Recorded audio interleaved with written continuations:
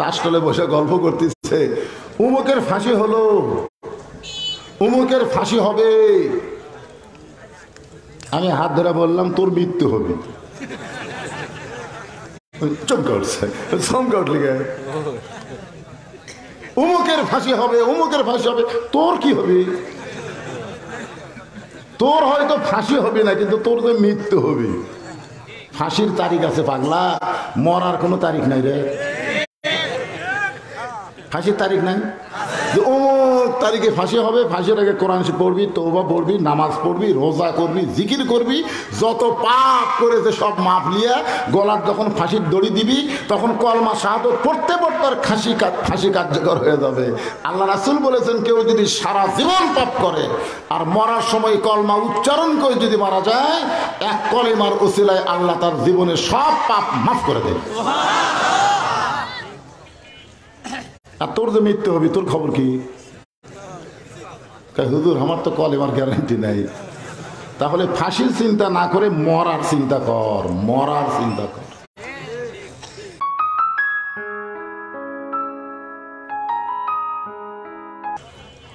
আমরা সারা জীবন আল্লাহর প্রশংসা করলে আল্লাহর কোনো লাভ হবে না। আমরা যদি আল্লাহর প্রশংসা নাও করি আল্লাহর কোনো ক্ষতিও হবে না। আমরা এমন একজন আল্লাহ পেয়েছি, সুবহানাল্লাহ বলেন। আপনারা বক্তার প্রশংসা করেন, বক্তার ওয়াজ বেড়ে যাবে, দিন দিন বক্তার দাম বাড়াবে, ঠিক কিনা বলেন? আজকে আমাদের বাংলাদেশে বক্তার দাম বেড়ে গেছে, কিন্তু আপনারা যারা শ্রোতা বক্তার প্রশংসা করেন তাদের কোনোই দাম বাড়েনি। আপনারা নেতার প্রশংসা করেন, সামনে ইলেকশনে নেতা ভোটে জয়লাভ করবে, আপনাদের কোনো লাভ হবে? নেতারা খালি সব মারে টারে খাইয়ে, গ্রামের নেতা এখন শহরে বাসা বাড়ি বানায়, ধরে কোন ঠিক কিনা? আপনারা ডাক্তারের প্রশংসা করেন, ডাক্তারের রুগী বেড়ে যাবে, আপনারা প্রশংসা করলেন কোনো লাভ হবে না। শুধুমাত্র আল্লাহর প্রশংসা করলে আল্লাহ তার প্রতি এত খুশি হয়, তামলাউল মিজান, মিজানকে আল্লাহ পরিপূর্ণ করে দেয় নেকি দিয়া, ধরে কোন সুবহানাল্লাহ।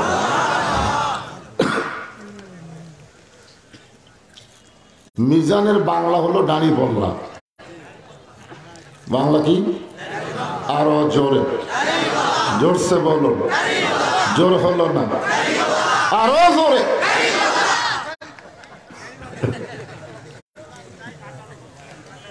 বর্তমানে বাংলাদেশে সংসদ থেকে দাড়ি পাল্লা বাতিল করে দিচ্ছে।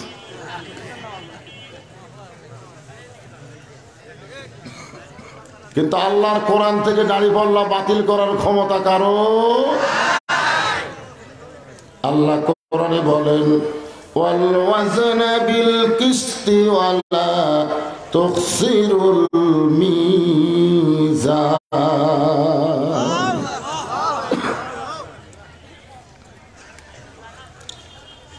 আমরা যারা এখানে বসেছি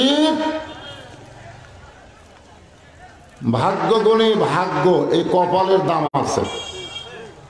আমার অনেক সময় বলি না আমার কপাল খারাপ, এই কপাল খারাপ বললে রাসূলের মন কষ্ট পায়।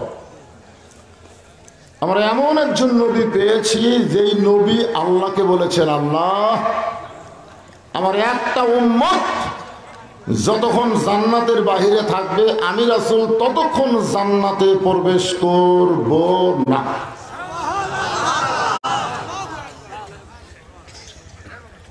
জিবরাইল বলেছিল নবীকে রায়াতুল মেরাজে, যখন জান্নাতে ঢুকলেন সেই বছর নবীর 3টা কষ্ট। ধরে কোন কয়টা? 1 নম্বর কষ্ট হলো নবীর চাচা আবু তালেব মারা গেলেন। আপনারা হয়তো অনেকে মনে করবেন চাচা মরলে ভাসতের কি। আমি ছোটদের দিকে আমার চাচা আমার বাপের সাথে খালি গন্ডগোল করে, ছোট থেকে দেখছি। এক হাত জায়গার জন্য আমার বাপকে মারছিল পর্যন্ত। তো যে চাচা আমার বাপক মারে সেই চাচা মরে গেলে আমার কোনো টেনশন আছে? বরং আমিও মাঝে মধ্যে বলি চাচা মরুক। অথচ আল্লাহ নবীর চাচা যখন মারা গেলেন শিশুকালে মইরা গেছে মা, গর্ভে থাকতে মরছে পিতা নবী চোখে দেখলেন না, কে করিবে লালন পালন, কে দিবে সান্ত্বনা। এই দুনিয়ায় এতিম ছিলেন নবী মোদের একজনা। আল্লাহ রাসূল এক সময় সাহাবীদের বলেছিলেন যে আমি মায়ের পেটে এতিম হয়েছি, কিন্তু দুনিয়াতে আসার পর আমি এতিম ছিলাম না। সাহাবীরা বললেন, ইয়া রাসূলুল্লাহ, মায়ের পেটে আপনি এতিম ছিলেন, দুনিয়াতে আসার পরে এতিম হলেন না কেন? বলে, দুনিয়াতে আসার পরে ভাগ্য গুণে আল্লাহ আমাকে এমন একটা চাচা দিয়েছিলেন, চাচার নাম হলো আবু তালেব। জোরে বলে নাম কি? যে আমাকে বাবার দরদ দিয়ে লালন পালন করেছে। আমি কোনোদিন বুঝতেই পারিনি যে আমার বাবা নাই। সেই চাচা মারা গেলেন। চাচা দুনিয়া থেকে বিদায় নেওয়ার মাত্র 1 মাসের মাথায় নবীর দরদের বিবি খাদিজা মারা গেলেন। মানে একটা শোক কাটা না উঠতে আর একটা। আপনারা হয়তো বলবেন, বউ মরা তো ভাগ্যের ব্যাপার নাকি? আমাদের কাহালতে বলে বউ মরা ভাগ্যের ব্যাপার, আর গরু মরলে হাবাতা।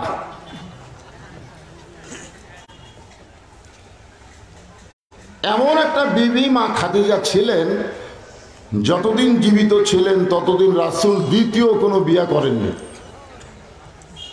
অথচ আল্লাহ নবীর যখন 25 বছর, তখন খাদিজার 40 বছর। নবী যখন তরতাজা যুবক, তখন নবীর বিবি খাদিজা বয়স্কা হয়ে গেছেন। সেই বয়স্কা বিবি যখন মরে গেলেন, আল্লাহ নবী এত কান্না কানলেন। আবু বকর বলে, ইয়া রাসূলুল্লাহ, আপনি হলেন আল্লাহর নবী, আপনি যদি এমন কাঁদেন তাহলে আমরা কেমনে সইব?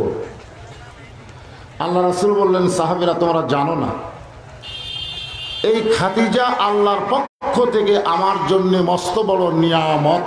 জোরে কোন সুবহানাল্লাহ। সেই খাদিজা দুনিয়া থেকে বিদায় নেওয়ার মাত্র 2 মাস পরে আল্লাহ রাসূল তায়েফে গেছিলেন। কোথায় গেছিলেন? তায়েফবাসীরা তো এত পাথর মারা মারল যে গোটা দেহ রক্তাক্ত হয়ে গেল। আল্লাহ নবী এক সময় একটা বাবলা গাছের নিচে বসে বললেন, যাই আমি আর মক্কায় যাব না। মক্কায় যায় কি হবে? চাচা নাই, খাদিজা নাই। এমন সময় আল্লাহ বললেন, জিবরাইল, মক্কায় যদি নবীকে আদর করার কেউ না থাকে, আমি আল্লাহ তাআলা আমার আরশে নিয়ে এসে নবীর আদর করব। যখন নবী জান্নাতে গেলেন, জিবরাইল বলে, আর যান না, এই দুনিয়া ফিরে দিয়ে কি করবেন? খালি কষ্ট আর কষ্ট। ওয়ালা তাশতাহি আনফুসুকুম, আপনি জান্নাতে যা চাবেন তাই পাবেন। আল্লাহ নবী বলেন, জিবরাইল, তুমি তো নবী না, তুমি হলো ফেরেশতা। আমি যে নবীরে পাগল, আমি জান্নাত দেখবার এসে যদি থাকি তাহলে আর উম্মতের কি হবে? আমি আবার দুনিয়াতে ফেরত যাব। শোনে না ওরে জিবরাইল, এটাই আমার জান্নাতের শেষ প্রবেশ হতে পারে। জিবরাইল চমকে উঠে বলেন, হুজুর, এটা কেমনে শেষ হলো? নবী বললেন, যতক্ষণ আমার সমস্ত উম্মতকে আল্লাহ জান্নাত না দিবে ততক্ষণ পর্যন্ত পুনরায় আমি আর জান্নাতে প্রবেশ করব না। কি সমস্ত উম্মত বোঝেন? সমস্ত মানে কি? তার মধ্যে আমরা নাই? মাশাআল্লাহ, এ কপালের দাম আছে না নাই? ভাগ্য গুণে আল্লাহ পাইছি, মাশাআল্লাহ, নবী একটা পাইছি, সুবহানাল্লাহ। আর যে কোরআন থেকে আপনাদের তাফসীর করা হবে, এমন একটা কিতাব আল্লাহ আমাদেরকে দিলেন রে ভাই, যে কিতাবের মধ্যে কম বেশি করার সুযোগ কিয়ামত পর্যন্ত কারো নাই। আছে? নাই। আল্লাহ কোরআনে বলেছেন, ইন্না নাহনু নাযালনা যিকরা ওয়া ইন্না লাহু লাহাফিজুন। এই কোরআনটা আল্লাহ নিজের হাতে হেফাজত করবে, সুবহানাল্লাহ। সেই কোরআন থেকে আমি আপনাদের এখন আলোচনা শোনাবো। প্রত্যেকটা মাহফিলে যে কথা বলি এখনো সেটাই বলবো, আপনাদের একটু স্বীকারোক্তি দেওয়া লাগবে। এই কোরআনে কোনো সন্দেহ,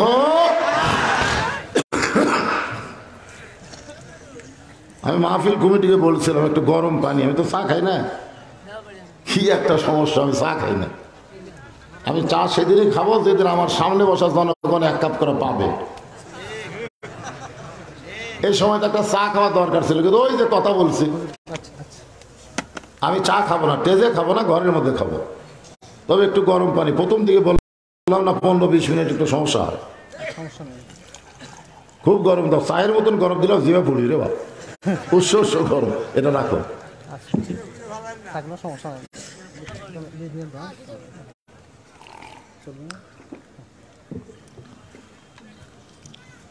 এই কোরআনের মধ্যে কোনো সন্দেহ, সবাই বললেন না। আমি দিনে মাহফিল করলাম গরিবপুর, জোরে কোন কিপুর, প্রথম যখন গেলাম 50-60 জন লোক, আমার মনে হলো আল্লাহ রে কি হলো রে, শিবগঞ্জের জনগণকে হক ভুলে গেল। ওরে বাবা রে, শেষের জায়গা টাকা কিছু নাই, এত মানুষ। আর আজকে আমি প্রথম আসার পরই তো হাজার হাজার মানুষ, এতগুলো মানুষ একসঙ্গে নাই বললে একটা শব্দ হবে না। এই কোরআনে কোনো ধোঁকা,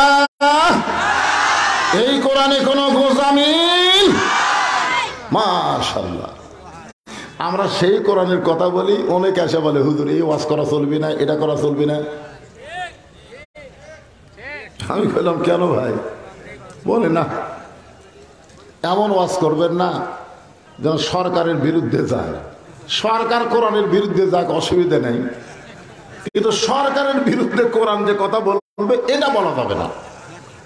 হাই রে জুলুম রে। আহা, আমি কোরআনের 114টা সূরার মধ্যে চিন্তা করলাম কোন সূরার ওয়াজ শিবগঞ্জ আজকে করা যায়। আমি দেখলাম সূরা মুলক, জোরে বলেন নাম কি? আল্লাহর নবী বলেছেন ফজরের নামাজের পরে এই সূরা মুলক যদি কেউ নিয়মিত তেলাওয়াত করে, কবরে রাখার পরে কাফনের ওপর ওই সূরা মুলক এমন একটা চাদর হবে, কবরের কোনো আযাব তার দেহ স্পর্শ করবে না। মাশাআল্লাহ, এত ফজিলত সূরা মুলকের আছে। সেই সূরাটা আপনাদের সামনে 2-3 আয়াত আমি আজকে আলোচনা করব। মুলুক শব্দের অর্থ হলো রাজ্য, রাজত্ব। আমার এই ভাই কোন বছর হজ করছেন? কয়েকদিন আগে। ওই কাবা ঘরের চারিধার ঘুরে ঘুরে একটা তসবিহ পড়া লাগে, তওয়াফ করার সময়। হ্যাঁ, তসবিহটা হলো লব্বাইক আল্লাহুম্মা লব্বাইক লব্বাইক লা শারিকা লাকা লব্বাইক ইন্নাল হামদা ওয়ান নি'মাতা লাকা ওয়াল মুলক লা শারিকা লাক। আওয়ামী লীগ কোন, বিএনপি কোন, আর যেই বা ঠিক হল, এই লাকা ওয়াল মুলক লা শারিকা লাক বলাই লাগবে। এটা না বললে তার হক হবেই না। এই লাকা ওয়াল মুলক লা শারিকা লাক বলার পরে তাকে বোঝা লাগবে আমি কি বললাম। এই শব্দের মধ্যে বলা হচ্ছে রাজনীতির ভিতরে, রাজত্বের ভিতরে একমাত্র আল্লাহ ছাড়া অন্য কাউকে আমি মানি না। লা শারিক মানে কি? আমি কাউকে স্বীকারই করি না। এই তলবিয়া যারা পাঠ করে আসে আওয়ামী লীগ করবি ভাই, আয় চাপাত যা গুড়িয়া খাবি রে।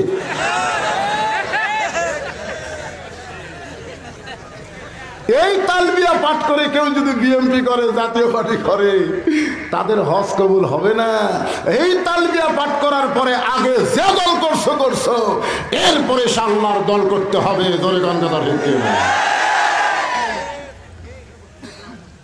এখানে ডাইরেক্ট বলে দিল যে রাজনীতির ভিতরে, রাজত্বের মধ্যে আমি আল্লাহ ছাড়া অন্য কাউকে মানি না। আল্লাহ বললেন তাবারাকাল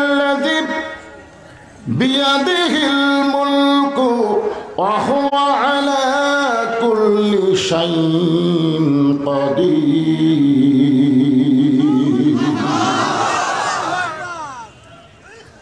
আপনার কোন দল? আল্লাহু আকবার বলেন যে আপনারা খুশি হবেন। আজকে একটা নাস্তিকের ঠ্যাং গেছে, তাসলিমা নাসরিন আজীবনের জন্যই পঙ্গু হয়ে গেছে। সামান্য ফিতা টান দিবার দিয়ে পড়ে গেছিল, এমন ঠেকনা খাওয়া খাতে ডাক্তারের কাছে গেছে, ডাক্তার কাটেই দিছে।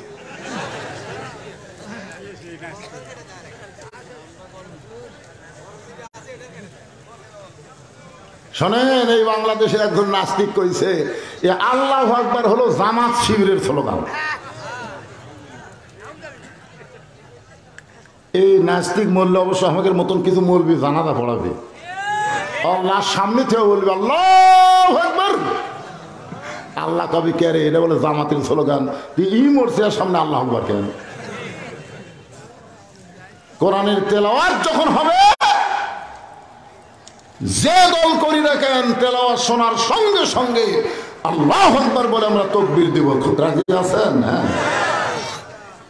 কারণ আল্লাহ কোরআনে বলেন ইন্নামাল মুমিনুনা আল্লাযীনা ইযা যুকিরাল্লাহু ওয়াজিলাত কুলুবুহুম ওয়া ইযা তুলিয়াত আলাইহিম আয়াতুহু যাদাতুহুম ঈমানাও ওয়া আলা রাব্বিহিম ইয়াতাওয়াক্কালুন।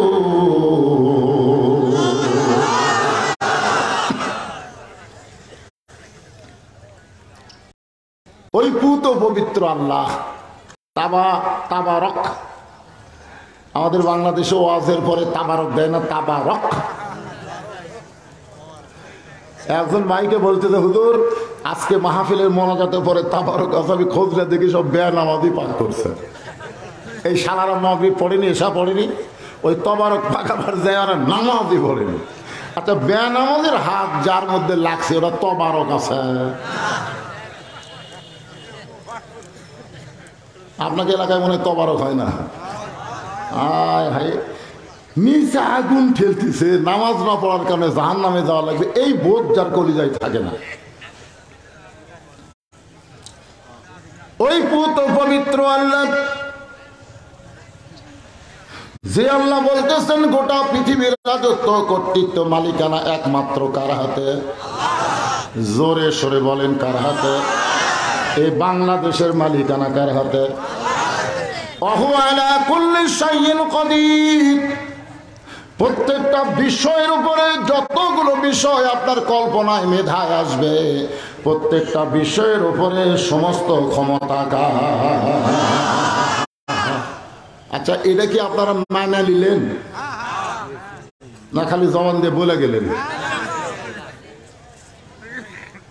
এরপরে আল্লাহ বললেন আল্লাযী খালাকাল মাউতা ওয়াল হায়াত। মৃত্যু এবং হায়াতকে সৃষ্টি করেছেন একমাত্র আল্লাহ। দুনিয়ার কেউ মারতে পারবে না যদি আল্লাহ বাঁচায়, দুনিয়ার কেউ বাঁচাবার পারবে না যদি আমার আল্লাহ মারে। তাহলে এই মুহূর্তে সবাইকে বলতে হবে হায়াত মৌতের মালিককে। আরো জোরে, জোরসে বলুন, জোর হলো না? মাশাআল্লাহ, এটাই হলো সবচাইতে ভালো জিকির। আর আমাদের বাংলাদেশে জিকির কে হয়? আমার দয়াল বাবার দরবারেতে কেউ ফিরে না খালি হাতে।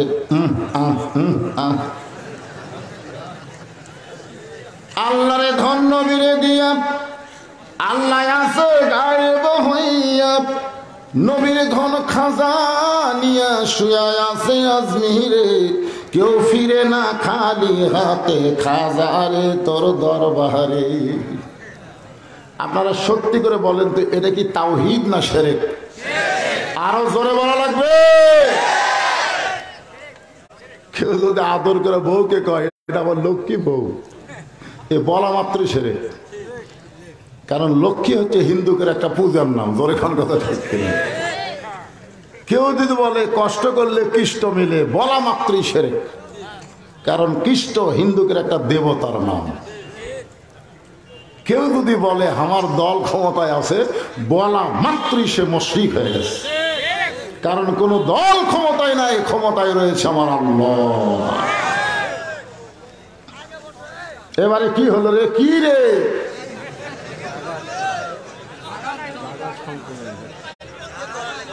শোনেন, আমি তো কয়েক বছর আপনাকে শিবগঞ্জে আসিনি। গোটা পৃথিবীর ভিতরে সবচাইতে ঘন বসতি দেশের নাম হলো বাংলাদেশ। আয়তন অনুযায়ী এত মানুষ পৃথিবীর কোন জায়গায় বসবাস করে না। সামান্য একটা দেশ, 18 কোটি মানুষ। এরপরও 12 লক্ষ রোহিঙ্গা মুসলমানকে জায়গা দিয়েছে এই বাংলাদেশ। এত ঘনবসতি হওয়ার পরেও যদি রোহিঙ্গা জায়গা দিবার পারে, তাহলে যারা আসতেছে এরা কি রোহিঙ্গা? এরকম জায়গা দেওয়ার জন্য আপনাকে একটু চাপিয়া বসলে কি হয়?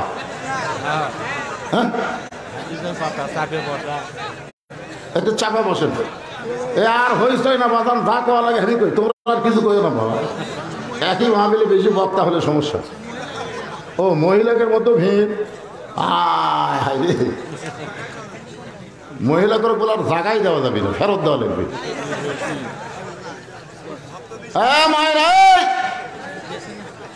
একটু জমে জমে বসেন মা, সবাই জমে জমে বসেন। একটু জিকির করেন লা ইলাহা ইল্লাল্লাহ, লা ইলাহা ইল্লাল্লাহ মুহাম্মাদুর রাসূলুল্লাহ সাল্লাল্লাহু আলাইহি ওয়াসাল্লাম। তাহলে হায়াত মওতের মালিক কে? লিয়াবলুয়াকুম, আল্লাহ বলতেছেন তোমাদের পরীক্ষা করা হবে। হায়াত আর মৃত্যু দিয়েছি পরীক্ষার জন্য। দুনিয়াতে যাওয়ার পর মৃত্যুর কথা যারা স্মরণ করবে, তারা এই পরীক্ষায় গোল্ডেন এ প্লাস পাবে। দুনিয়াতে আসার পরে যাওয়ার কথা যারা সবসময় স্মরণ করবে, যাওয়া লাগবে, মানে যাওয়া লাগবে। চাষতলে বসে গল্প করতেছে, উমুকের ফাঁসি হলো, উমুকের ফাঁসি হবে। আমি হাত ধরে বললাম তোর মৃত্যু হবে।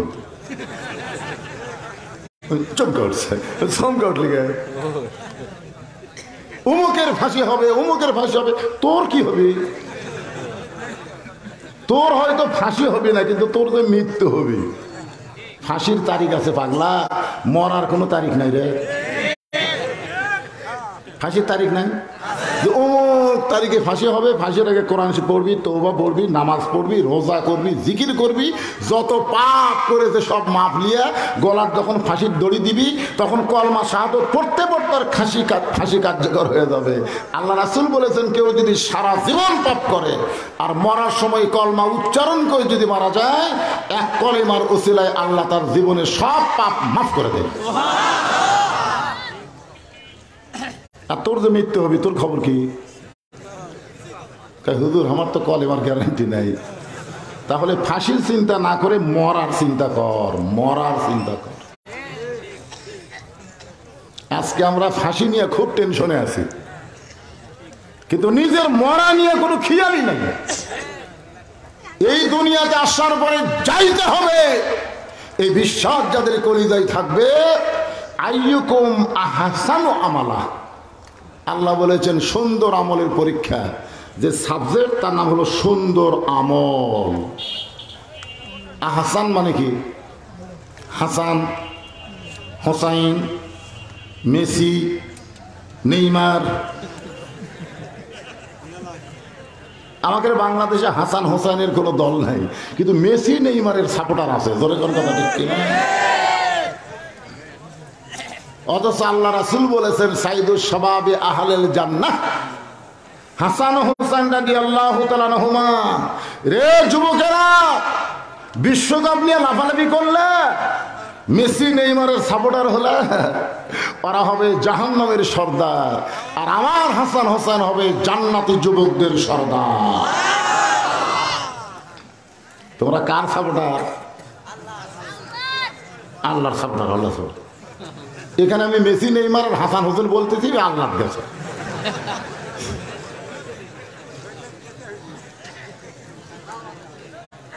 এখানে বলা হচ্ছে আহসান আমানত, সুন্দর আমলের পরীক্ষা হবে। এই সুন্দর আমল আমরা সকলেই করবার চাই, করার মতন মন মানসিকতা আমাদের আছে না নাই? কিন্তু সুন্দর আমল করতে গেলে বর্তমানে যেই ধারা চলতেছে এই ধারায় সুন্দর আমল করা সম্ভব না। এই ধারা পাল্টান লাগবে। কি পরিবেশ চলতেছে বর্তমানে বাংলাদেশে! হায় হায়, এই পরিবেশে সুন্দর আমল করা যাবে না ভাইজান। বাড়ি থেকে মসজিদ আপনার 100 গজ দূরে, আপনি জোহর নামাজ সামনে কাতারে পড়বেন, আলহামদুলিল্লাহ। কিন্তু 100 গজের মধ্যে 2টা বেপর্দা নারী আপনার 2 চোখত পড়িছে। 100 গজ দাঁতি 2টা বেপর্দা নারী আপনার 2 চোখত পড়িছে, আপনি ফালাবার চাননি, পড়ে গেছে। এখন আপনি সামনে কাতারে গিয়ে নিয়ত করতেছেন, ইলা জিহাতুল কাবাতিশ শরীফাত, আল্লাহু আকবার। মুখ আছে কাবার দিকে, চোখ আছে সেজদার দিকে, আর মন খালি বলতেছে কি দেখলাম রে, রাস্তাত কি দেখলাম। আপনারা বলেন তো, মন যদি অন্যদিকে যায় তার নামাজ হবে? হাদিস আছে বিস্তারিত, হুজুরি কলব ব্যতীত করছেন কালেও নামাজ তোর হবে না। সবাই বলেন, হাদিসে আছে বিস্তারিত, হুজুরি কলব ব্যতীত করছেন কালেও নামাজ তোর হবে না। তবে কেন গাও জোয়ারি, মানুষকে দেখাও নামাজ পড়ি। তবে কেন গাও জোয়ারি, মানুষকে দেখাও নামাজ পড়ি। ও তোমার সিদ্ধ বীজে সুফসল ফলে না। বীজ আপনি সিদ্ধ করা ফসল হবে? এখন চিন্তা করেন, এই যে রাস্তার মধ্যে বেপর্দা নারীরা ঘুরতেছে, আপনারা বলেন তো, এই কোরআনে এদের আইন নাই? কি আইন? আল্লাহ কোরআনে বলেছেন, অকরনা ফি বুয়ুতিকুন্না ওয়ালা তাবাররুজনা তাবাররুজাল জাহিলিয়াতিল উলা। মেয়েরা তোমরা ঘরের মধ্যে থাকো, বয়সীদের ওয়াজ শোনার জন্য। রাতের বেলা তোমরা ঘর ছাড়া বাইরে আইসো না।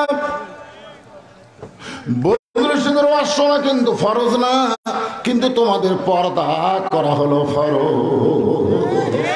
কথা কন না যায়? যদি তোমরা বয়সীদের ওয়াজ শুনবার চাও, তাহলে তোমাদেরকে হিজাব নিয়ে পর্দা নিয়ে পর্দা নিয়ে আসতে হবে। রাস্তার মধ্যে কোনো পরপুরুষের সাথে কোনো কথা বলা যাবে না। এখন একটা মেয়ে অটো ভ্যানে চলা বলতেছে, তাড়াতাড়ি চলেন ভাই, ভবিষ্যতে অত দূর আর কিন্তু টাইম নাই। অটো ভ্যান বলতেছে, ভাবি আমি তো জোরেই চালাচ্ছি। কি গল্প করতেছে ভাই ভাবি, আসে আবার আমার শুনবার চায়। মেয়ে মানুষের কথার পর্দা আছে না নাই? যাত্রার সাথে কথা বলা যাবে? তাহলে এখন আপনি সামনে কাতারে গিয়ে সুন্দরভাবে যদি নামাজ আদায় করতে চান, তাহলে বেপর্দা নারী মুক্ত রাস্তার আন্দোলন করা দরকার আছে না? আমরা একটা ভালো রাস্তা চাই।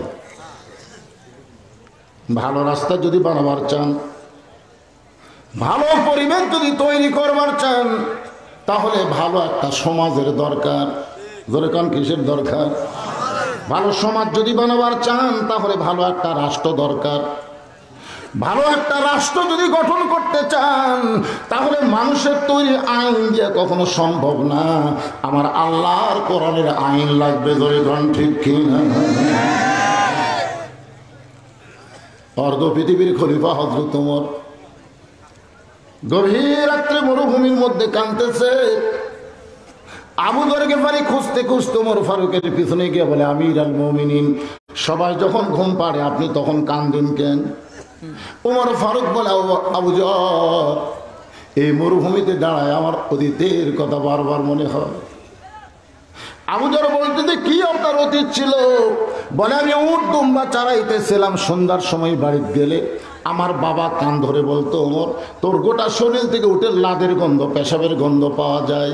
ওমর কান্দার বলে, বাবা উট চড়াইতে চড়াইতে আমার চোখে ঘুম ধরতেছিল, আমি যখন ঘুমিয়ে যাই উট দুম্বা পেশাব করে, সেই পেশাবের ছিঁড়া ফোটা হয়তো আমার গায়ে লাগছে।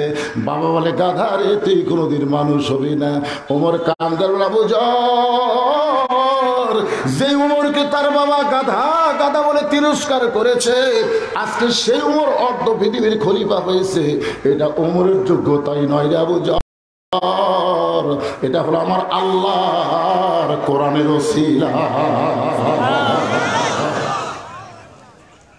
একটা সাধারণ রাখালকে এই কোরআন অর্ধ পৃথিবীর খলিফা বানায় দিচ্ছে। আপনারা বলেন সেই কোরআনের পাওয়ার আছে না নাই? আমাদের দেশে আছে। একই ছেলের মাস্টার তিন মাস্টার, ইংরেজি মাস্টারকে মাস গেলে 2000 টাকা বেতন দেয়, বাংলা অঙ্কের মাস্টারকে মাস গেলে 1500 টাকা বেতন দেয়। ওই ছেলের একটা আরবি মাস্টার আছে, মসজিদের ইমাম, 3 মাস হলে কোরআন পড়ায়, এখন পর্যন্ত বেতন নেই। মাস্টার কয়টা? দুটার বেতন মাসে মাসে ক্লিয়ার, কিন্তু এদের কোরআন পড়ায় দিলে হুজুরের কথা মনেই নেই। একদিন ছেলে এসে বলতেছে, আব্বু আমি নিজেই কোরআন পড়তে পারি, পৃথিবীর যত শিক্ষা আছে সবচাইতে সহজ এবং আল্লাহর রহমতে শিক্ষা হয় আল্লাহর কোরআন। আগে আমি ছোটবেলা দেখছি বেঁকা তেড়ে যে সরিঙ্গা বেঁকা অক দিছে মাদ্রাসা, ওই হাফেজ আছে যে ছোট থেকে দেখবার মানে মিটি করে অক দিছে মাদ্রাসা, যে কথা ঠিক মতো কর পারেন অক দিছে মাদ্রাসা, মানে মাদ্রাসা দিয়ে সব বেঁকা তেড়ে খুঁকিয়া খুঁজিয়া আর তেল তেলা ছল ছলা সব দিয়েছে হাই স্কুল কলেজে। আমার 4 ভাইয়ের মধ্যে আমি সব চাইতে কালো। আব্বা দেখতেছে একদম তো কিছু কাম ছবি না, দিছে মাদ্রাসা। বিয়ের সময় আমার কথা কেউ বিয়ে দিবি না। আপনাকে শিবগঞ্জে বিয়ে করছি ভাই, এদের শিবগঞ্জে দোয়া করি, কেউ আমার সাথে বিয়ে দিবার চায় না। পরে আপনাকে শিবগঞ্জের 1 লোক কয় আমি দেব।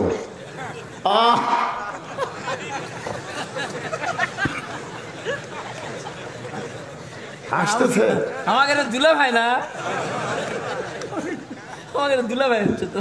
আল্লাহ এই কালো মানুষের সাথে শিবগঞ্জের একজন বাবা বিয়ে দেওয়ার কারণে আমি একটা বউ পাচ্ছি রে।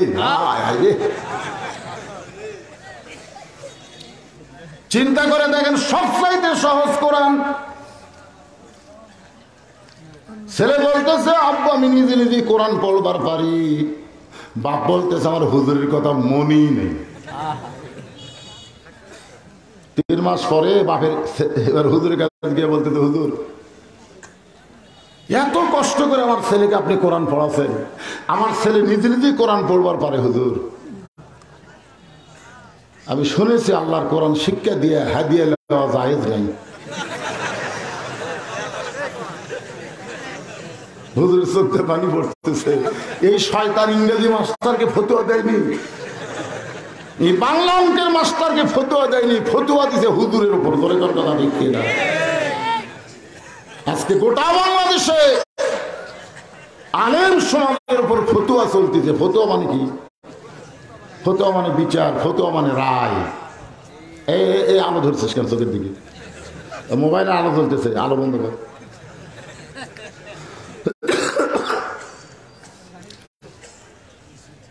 আল্লাহর কোরআন সব চাইতে সুন্দর সহজ, কিন্তু কোরআনের দাম আমরা বাংলার মুসলমান বুঝতে পারলাম না।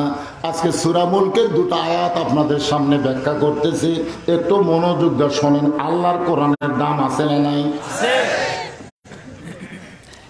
অর্ধ পৃথিবীর খলিফা হযরত ওমর ছদ্মবেশে মদিনার অলি গলি ঘুরতেছে আল্লাহর কোরআনকে দেখার জন্য। হঠাৎ হযরত ওমর দেখতে পায় 2 পাহাড়ের মাঝখানে একটা গিরিপথ। দুই পাহাড়ের মাঝখানে একটা গিরিপথ, সেই গিরিপথের ভিতর দিয়ে সুন্দরী একটা মেয়ে ধীর গতিতে হেঁটে হেঁটে চলতেছে। ওমর ফারুক আল্লাহর শুকরিয়া আদায় করে বলে, আল্লাহ তোমার দুনিয়ায় এত সুন্দরী একটা মেয়েটার চেহারা দিকে হযরত ওমর সুন্দরী বলতেছে না। যখন কোরআন দিয়ে রাষ্ট্র চলবে মেয়েরা তখন হেজাব পর্দা মেনে রাস্তায় চলবে। সে যদি কালো হয়, খাটো হয়, আল্লাহর পর্দা করার কারণে আল্লাহর ইসলাম তাদেরকে সুন্দরী বলবে। এই মুহূর্তে যুবকদের বলবো, তোমরা একটু বলবো আমার সাথে। আমি যে বলবো পর্দানিশী নারী যারা, তোমরা বলবা বিশ্ব সুন্দরী তারা। বলতে পারবা না বাবা? পর্দানিশী নারী যারা আর বেপর্দা নারী যারা বলবে বিশ্ব বেহায়া তারা। বেহায়া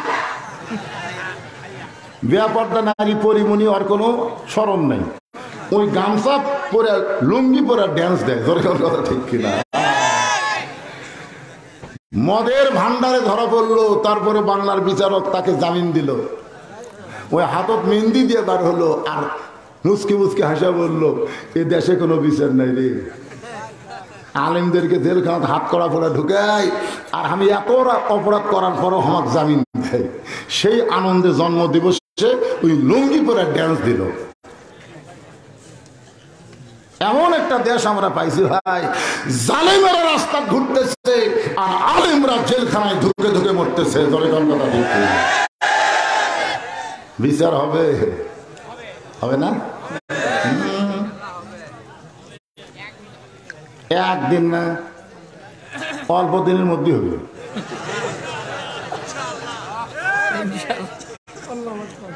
আরে শোনেন, আপনারা কি মনে করতেছেন এইভাবেই চলবি? আল্লাহ দেখতেছে বাংলার জনগণ দুর্বল, এরা কিছু করবার পারতেছে না, এখন হামাকি করা লাগবে।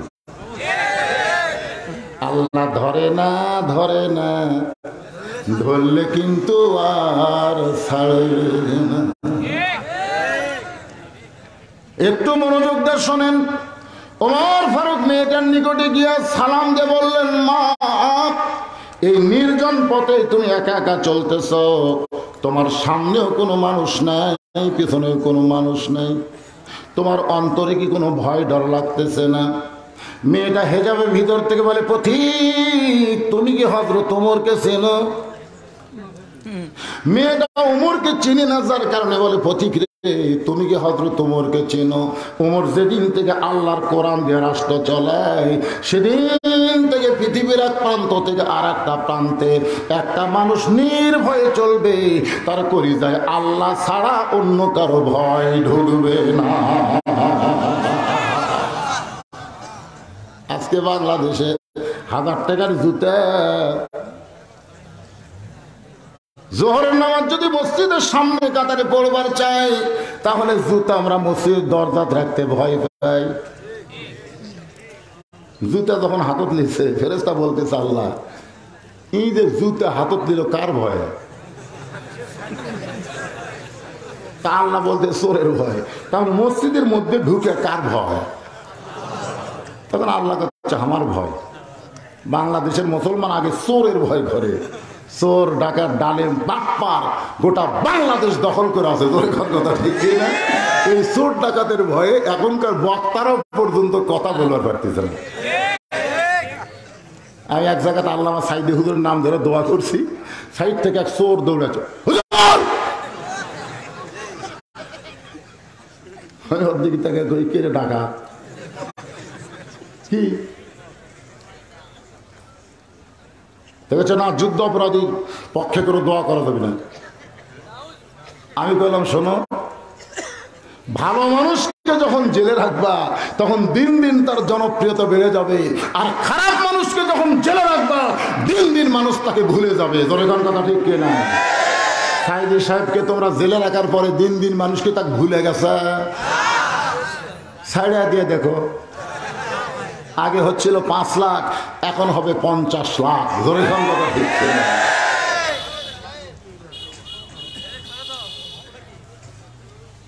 আগে করেছে চোরের ভয়, তারপরে ভয় করছে আল্লাহর ভয়। আল্লাহ রাসূল বলেছেন একই কলিজার মধ্যে দুইটা ভয় যদি একসঙ্গে থাকে, চোরের ভয় আল্লাহর ভয়, তার কোনোদিন নামাজ কবুল হয় একটু জোরে কবেন। তাহলে আমার সঙ্গে একটু শাড়ির মতন বলেন ভাই, যেরকম করে চোরের ভয় আল্লাহর ভয় একই সঙ্গে যদি রয়, তার কোনোদিন নামাজ কবুল হয় না। এটা আমার শূন্যস্থান পূরণ করা। আমি যেখানে থামবো পরকার শব্দ আপনারা বলবেন। ওমর ফারুক চোখের পানি বের করে বললেন, মা এই নির্জন পথে তুমি চলতেছো, তোমার চলার গতিটা হলো ধীর গতি, আমার মনে হয় তোমার কলিজার মধ্যে কোনো দুঃখ রয়েছে। মেয়েটা বলে, পথিক রে, আসলেই আমি একজন দুঃখী নারী, আজকে 6 দিন হলে হযরত ওমরকে আমি খুঁজে বেড়াই। মেয়েটা বলে, পথিক আসলেই আমি একজন দুঃখী নারী, আজকে 6 দিন হলে হযরত ওমরকে আমি খুঁজে বেড়াই। ওমর ফারুক বলে, মা তুমি কি ওমর সম্পর্কে জানো না? ওমর হলো অর্ধ পৃথিবীর খলিফা, সেই ওমরকে পাবার চাইলে সংসদ ভবনে যাওয়া লাগবে, গণভবনে যাওয়া লাগবে, বঙ্গভবনে যাওয়া লাগবে। ওই সকল সরকারি ভবনে না যাইয়া দুই পাহাড়ের মাঝখানে ওমরকে কেন খুঁজতেছ? ওমর কি উট দুম্বা নাকি যে দুই পাহাড়ের মাঝখানে তাকে খুঁজে পাবা? মেয়েটা বলে, পথিক তুমি জানো না, আল্লাহর কোরআন দিয়ে যখন রাষ্ট্র চলবে তখন নেতা খোঁজা লাগবে না রে, নেতারাই দুঃখী মানুষকে খুঁজে বেড়াবে। এই কোরআন দিয়ে যখন রাষ্ট্র চলবে তখন একটা নেতা খোঁজা লাগবে না। এই কোরআন যখন চালু হয়ে যাবে তখন একটা ধনী খোঁজা লাগবে না, বরং ধনীরাই গরিব মানুষকে খুঁজে বেড়াবে। আমার কাছে ডাকাতের 1 লাখ টাকা আছে ভাই, এই টাকা না দেওয়া পর্যন্ত আমার তো জান্নাত নাই। তখন একজন বলতেছে ওই গ্রামে গরিব আছে, জান। ধনী তখন 1 লাখ টাকা গেলে গরিব খামাত গেছে, যা দেখে দরজা বন্ধ, কারণ গরিবেরা আল্লাহর কাছে চায়। জোরে কোন কার কাছে চায়? তো এখন দরজা বন্ধ, ঠোকা মারতেছে। এক গরিব বারে হয়ে কি লাগবে, কি লাগবে, কি সাহায্য লাগবে? ধনী বলতেছে, ভাই আমার কাছে জাকাতের 1 লাখ টাকা আছে, নিব না।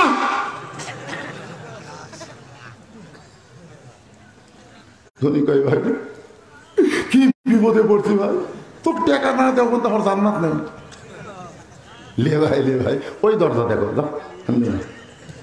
আর এক দরজা যাবি, সব দরজা বলবি মাফ করো, মাফ করো। তখন ধনী বলবি, আল্লাহ আমার ধনী না করে গরিব করো আল্লাহ। কোরআনের আইন যখন চালু হবে তখন মানুষ গরিব হওয়ার চাবে, ধনী হওয়ার চাবে না, কারণ ধনী হলে হিসাব করে তারা জাকাত দেওয়া লাগবে। জোরে কোন কথা ঠিক না? আর গরিবের কোনো হিসাব নেই। ধনী 3 তালা ঘুমের পরে খায়, ঘুম ধরে না, আর গরিব ভটভটির উপর। ধনী কয়, কে রে, আমি এইরকম এসি ঘরের মধ্যে আমার ঘুম ধরে না, ঘুমের পরি খাই, কিন্তু কম নবজাতার নাক ডাকে। আচ্ছা দেখে ভটভটির উপর, কে ভাই তুই তো ঘুম পাড়তেছিস, তোর কোনো টেনশন? চোর আসে আমার সালাম দিবি, আমার কাছে কিছু নাই। মেয়েটা বলতেছে, পথিক আজকে 6 দিন হলে হযরত ওমরকে খুঁজতেছি, আমার বিশ্বাস আর 1 দিনের মধ্যেই হযরত ওমরকে পেয়ে যাব। আপনারা বলেন তো মেয়েটা পাইছি কি পাই নাই? ওমর ফারুক বললেন, তুমি যে ওমরকে খুঁজতেছো আমি হইলাম সেই ওমর। মেয়েটা বলতেছে, আমির আল মুমিনিন, আপনি যদি সেই ওমর হন তাহলে চোরের মতন একা একা কেন ঘুরতেছেন? আপনার কি কোনো চামচা নাই? এই ছেলে, এরা এই ছোট ছোট মানুষ মোবাইল ঘুটি ভালো রাখে,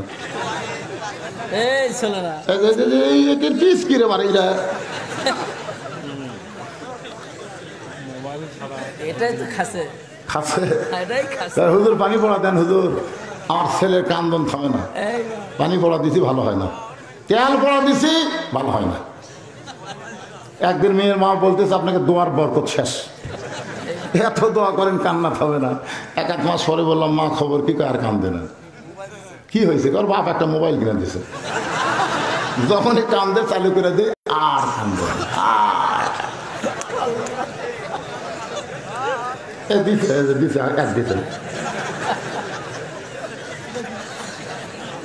হাসতেছেন, আপনার ছোট বাচ্চার হাতে মোবাইল দিলেন, মোবাইল যখন দেখবে মোবাইলের আরো রশ্মি তার চোখের মধ্যে ঢুকে তার চোখের পাওয়ার কত কমে দিবে।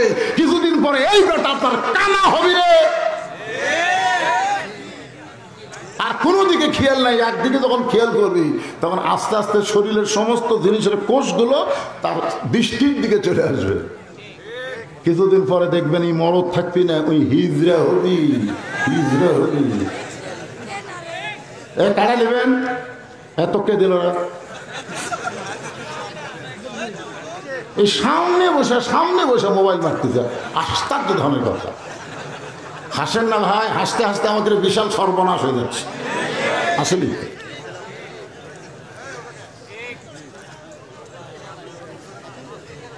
আল্লাহর বান্দার একটু মনোযোগ দেন। মেয়েটা বলি আমি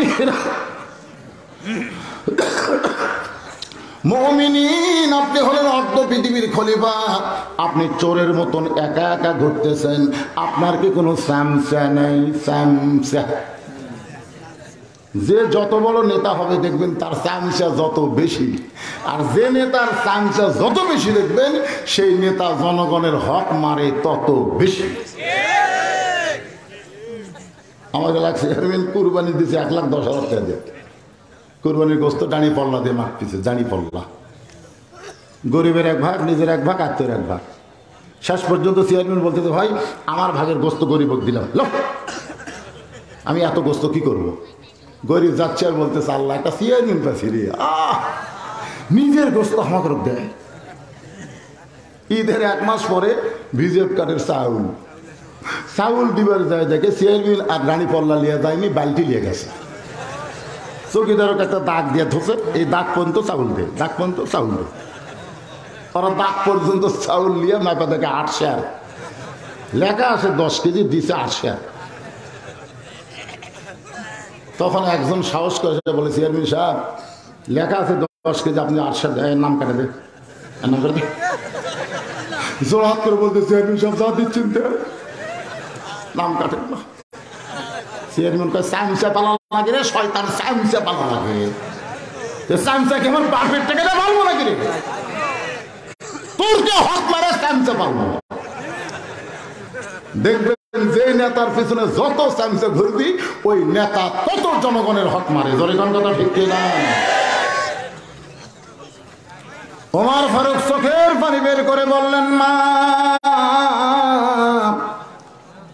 চামচা পালার মতন সম্পদ আল্লাহ আমাকে দেয়নি মা।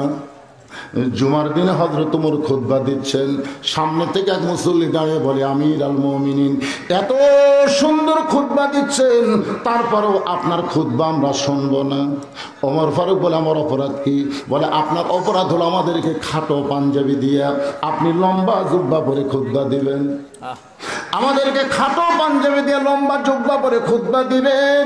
কোথায় লম্বা জুব্বা পেলেন এটা না বলা পর্যন্ত আপনার খুতবা আমরা শুনব না।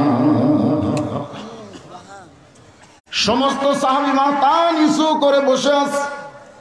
এমন সময় আব্দুল্লাহ ইবনে ওমর বাবার পাশে গিয়া বলে হে নবীর সাহাবীরা, বাবার পরনে তোমরা লম্বা জুব্বা দেখে বাবার খুতবা তোমরা শুনবা না।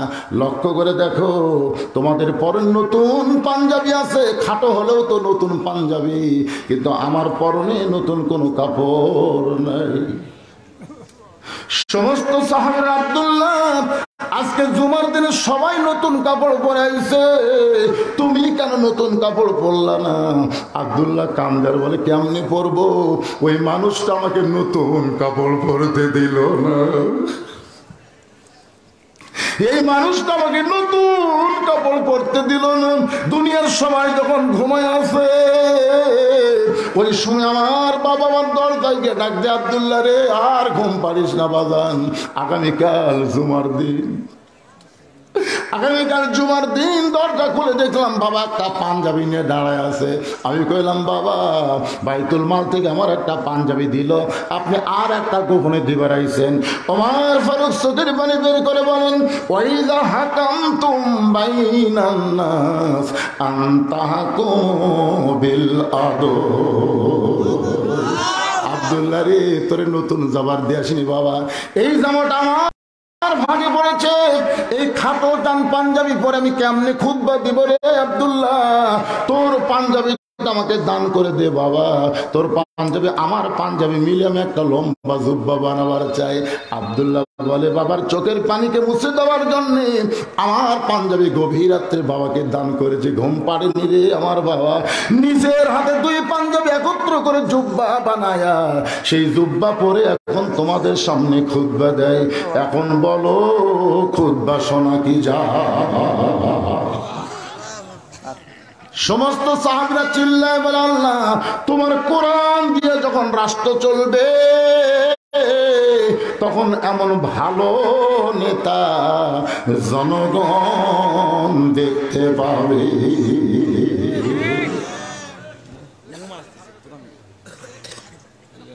কি হয়েছে? আচ্ছা আসবে, আচ্ছা আসুক।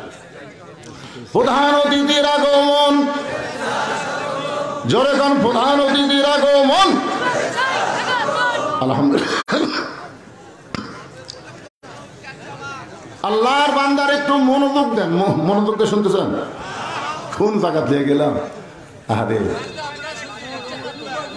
হ্যাঁ, জুব্বার কথা শেষ। নিজের পাঞ্জাবি ছেলের পাঞ্জাবি একত্র করে জুব্বা পরে সেই জুব্বা পরে খুতবা দেয়। সাহাবীরা বলতেছে এমন নেতা যখন আল্লাহর কোরআন সমাজে চালু হবে এমন ভালো নেতা জনগণ দেখতে পাবে। মেয়েটা বলতেছে আমিরুল মুমিনিন সুরের মতন একা একা ঘুরতেছেন, আপনার কি চামচা নেই? আপনার কি পুলিশ নাই? আপনার কি র্যাব নাই? আপনারা কি মনে করতেছেন যত বড় নেতা হবে, বসুন ভাই, যত বড় নেতা হবে তার আশেপাশে লোক আছে না নাই? দরকার আছে না? তা আপনার কি আছে? আপনি যে চোরের মতন একা একা ঘুরতেছেন। সঙ্গে সঙ্গে হযরত ওমর বললেন ওয়া আলা রাব্বিহিম ইয়াতাওয়াক্কালুন। র‍্যাব লাগবে না, পুলিশ লাগবে না, চামচা লাগবে না, আমি আল্লাহর প্রতি তাওয়াক্কুল করেছি।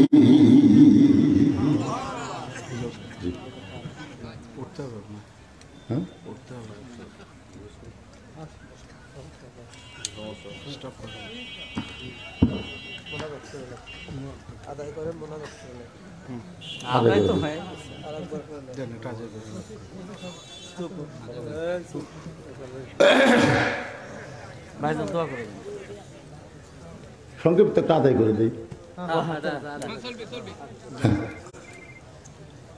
কারণ ছেলেরা যুবকেরা মিলে আজকে জান্নাতের বাগান লাগাইছে।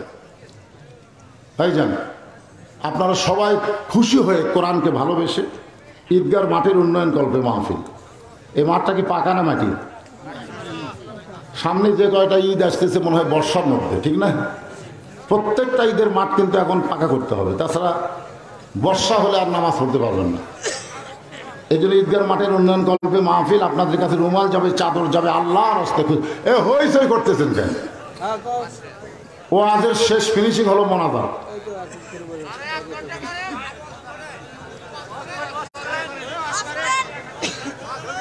শেষ ফিনিশিং কি? আর দোয়া ও মুখলিবাত। দোয়াকে বলা হয়েছে মাথা। যে কোনো কারণে যদি মাহফিল, মনে করেন বৃষ্টি হলো, যে কোনো কারণে মাহফিল না হলে এরকম করা যাবে তো মোনাজাত করে দিব, মোনাজাত করে দেবো, আদায় হয়ে গেল, এই পরিস্থিতি আদায় হয়ে গেল।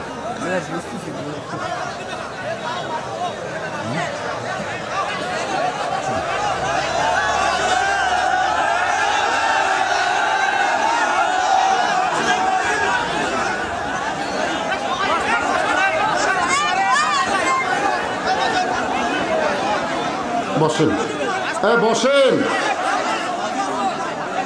আরে ওয়াজ শুনবেন, ওয়াজ বক্তার কথা খালি ওয়াজ শুনলে হবে না, বক্তার কথা মানাও তো একটা ওয়াজ।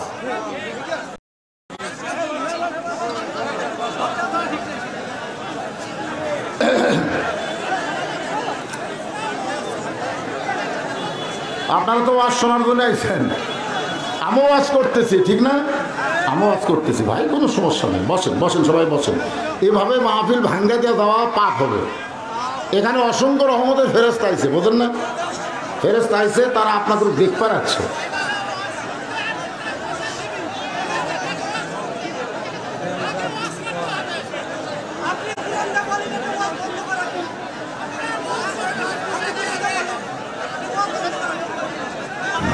সবাই তো জিকির করেন লা ইলাহা ইল্লাল্লাহ, লা ইলাহা ইল্লাল্লাহ, লা ইলাহা ইল্লাল্লাহ, লা ইলাহা ইল্লাল্লাহ, লা ইলাহা ইল্লাল্লাহ, লা ইলাহা ইল্লাল্লাহ, লা ইলাহা ইল্লাল্লাহ।